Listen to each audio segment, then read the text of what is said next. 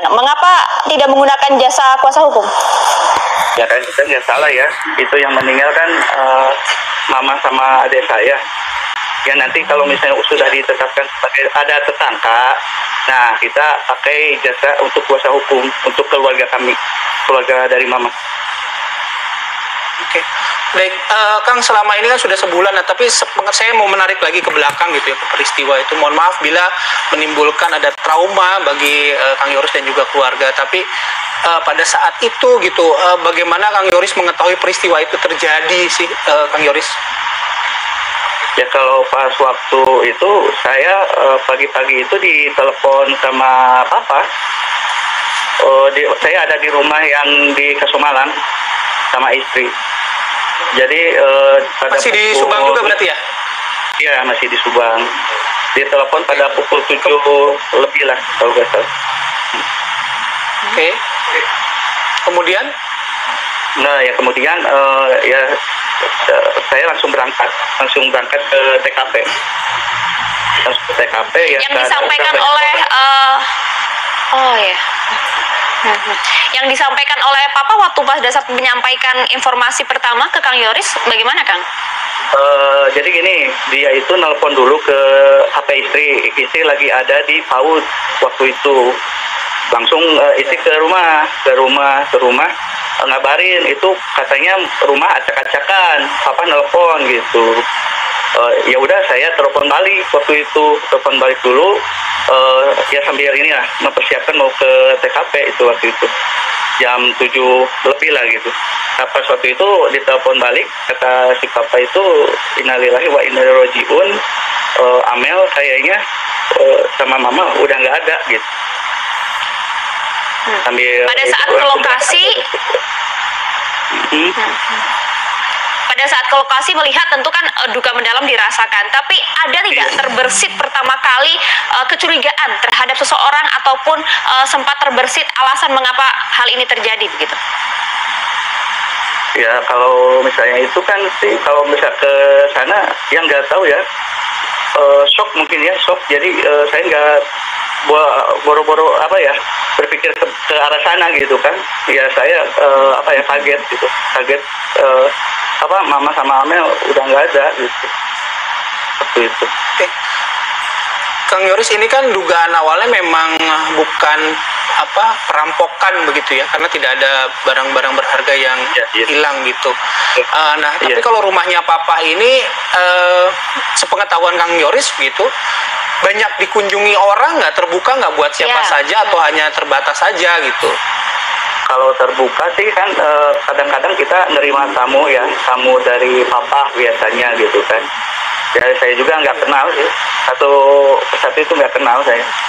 Kadang-kadang ya teman papa gitu kan. Kalau misalnya dari saya sendiri mungkin paling juga ya kalau misalnya ke rumah gitu kan, ke rumah yang di Cisirti TKP. Saya itu biasanya ya ke sana aja gitu kan. Ya sambil bekerja kan, itu juga kantor yayasan juga sih. Gitu. Jadi akses untuk masuk ke dalam rumah itu sebenarnya bisa dijangkau oleh sejumlah orang ya? Iya. Dan memang tidak ada CCTV ya Kang ya di dalam rumah ya Kang, atau di sekitar rumah ya Kang? Kalau di sekitar rumah, nggak ada sih. Kalau di rumah nggak ada. Kalau di rumah nggak ada, mungkin di sekitar ada kali Kang?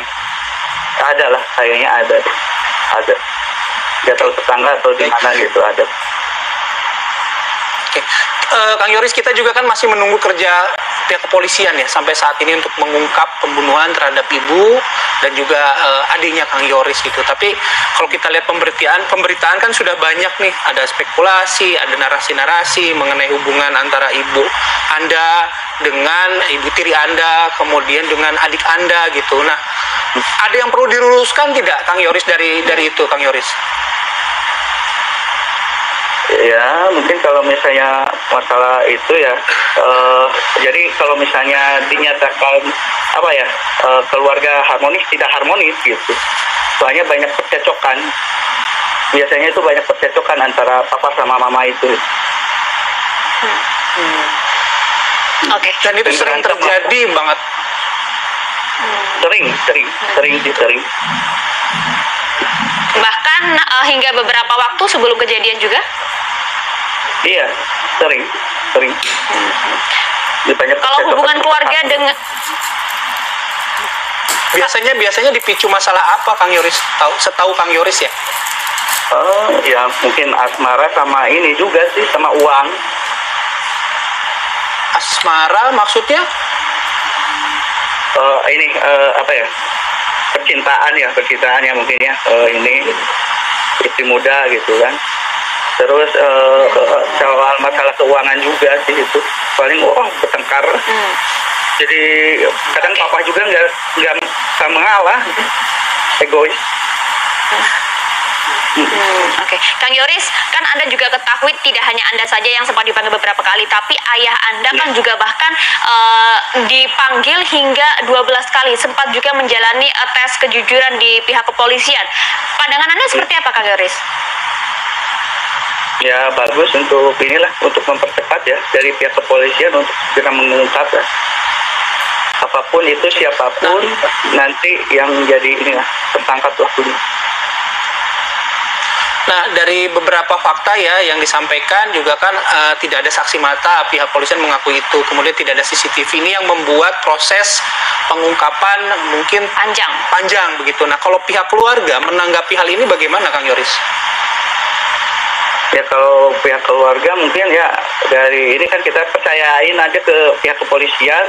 Ya kami selalu menanti-nanti siapa sebenarnya pelaku yang sebenarnya gitu kan.